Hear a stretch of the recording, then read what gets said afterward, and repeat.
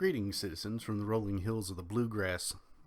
Like many of you, on November 3rd, I'm going to be glued to the television to watch the upcoming presidential election and the Senate election, right? We have to remember that that's also in play. And it's strange. I've had a bit of a drought. As you've noticed, I've posted a few of the things that I've done in the past, just little short, poems and little audio letters. And I think the audio letter is really interesting. It comes from submitting letters to newspaper editors. And what it does is in the field or the newspapers that I've submitted to is that you have like a 300 word limit. So for those who do the Twitter and Instagram and all of that stuff, it's the idea of trying to really condense what you're trying to say in the smallest amount of words. And it's something that kind of, that's the written version, but there's a musical version that one of my college professors used to do. Is he would give us the assignment to pick 7 notes. You pick 7 notes, and all of the music that you write has to come from those 7 notes. Your melody and your harmony, all of it has to just come from those 7 notes. And you have to come out with a creative way to turn those 7 into a piece of music. Usually it's not very long because, again, you only have 7 notes. But you have to make it consistent and concise, and that's what that 300 limit does. And I enjoy writing that way, that constrained way, because you can get off into tangents so quickly. But with 300 words, you're able to put down exactly what you mean, hopefully. And right now, we're at a 300 words moment where the election is really a turning point. And it's always said every election cycle. I know, I get it. I'm falling for it. But this one really is, because there are 2 competing ideas converging in this election. And one is the America that we've been going on, moving in this one direction. And then there is the America that is represented by the Joe Biden side of it. Now you can argue with the direction that we've been going. These little tweaks here and there that need to be done. And I have no problem with that.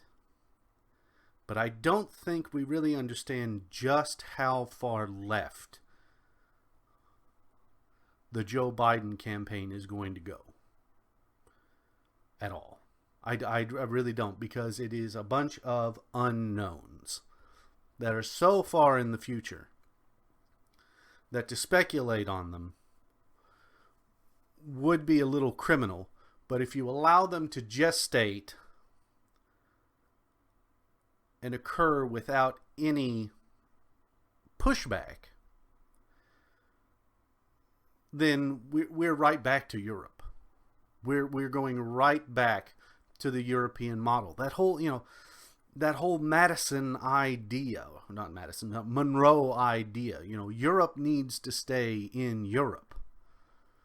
America is different. Sure. Most of the white ancestors are from Europe. Got it. 100%. Understand that. But if they had stayed in Europe, they would have had to deal with the Europe that's going on now. And the Europe of their time they didn't want to deal with, so they left to come to America to try something new, to come to the United States to try something new. And that's that's what we're going to lose. We're just going to be turned into another Western country. That's it. We're going to follow what Europe does. And so in that effect, it makes the whole revolution in the 1700s pointless. Those people died for nothing. Because we're just marching back to Europe. That's all we're doing. And that's exactly what it is. And that's why, the communists, the real communists, the ones that came out of the 60s, right? The student union, the Weather Underground, all of those people. The long march through the institutions, it is them. They have had your children for decades in their classrooms, in the colleges, in the universities. And now they are rolling these ideologies through these people onto the streets, into the mainstream. And they're here. They're not going anywhere. They're here. And we're going to have to contend with those ideas again. Those that we thought that had died when the wall came down and everyone realized that socialism and the way that it's been practiced is not going to work because it always devolves to despotism, to suppression, to imprisonment, and to death. Those ideas are here. And do I think Donald Trump is equipped to battle it? Not really. I think there are probably some around him that might be, but he himself, I just don't think he is. And that could be me being just, dismissive of his abilities. I could be completely wrong. I mean, we just watched him sign 3. Just take the breath out of me when I hear them peace treaties between Israel and these Middle Eastern countries. Because it's one of these things that have just been hammered over and over again. Like through the whole of the 1990s. Just hammered. Peace in the Middle East. Peace in the Middle East. And it never happened. After the wars of Bush, you never thought it would happen. And then all of a sudden, this crazy New Yorker comes out of nowhere, wins the presidency. In his last year of his first term, he creates peace. At least a little bit. And you go, why? What has stopped the peace from occurring until now? So, on election night, like you, I'm going to be watching. And I'm going to do my best. It'll unfortunately be an after-the-fact stream. Is I'm going to do a long-form stream till whatever time in the morning it comes. So it might be a 4 or 5 hour video that gets uploaded or never gets uploaded. I don't really understand BitChute in some ways because it took me 4 days to upload a 2-minute video and that was fine. But then it took like an hour and a half to upload a 17-minute video and it's like, what's going on? I know BitChute's small compared to the other website, and they're probably doing their best. But there's still some things that just kind of scratch your head and go, what? If you're going to be the platform of free speech, then you've got to up your game.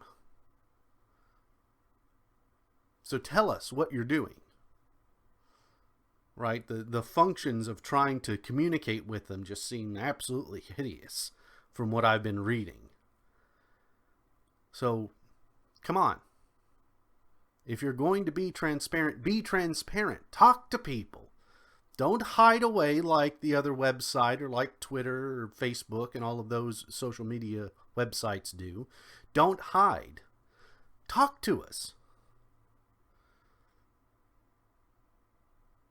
But on election night, I'm going to do a long-form recording.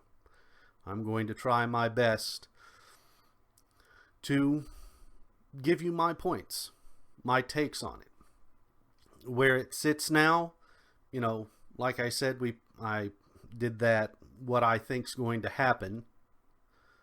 I'm going to stick to it. I'm not going to change it. I'm going to let it be. I think it's going to be a close election with Biden winning by a very small margin. But I hope he doesn't, right? Remember, I hope he doesn't. But I'm preparing myself for the potential that he does. Then after that, we should see more regular videos. Because we know potentially what's coming. And we can watch for the signs. So, see you all on election night. Get your popcorn ready.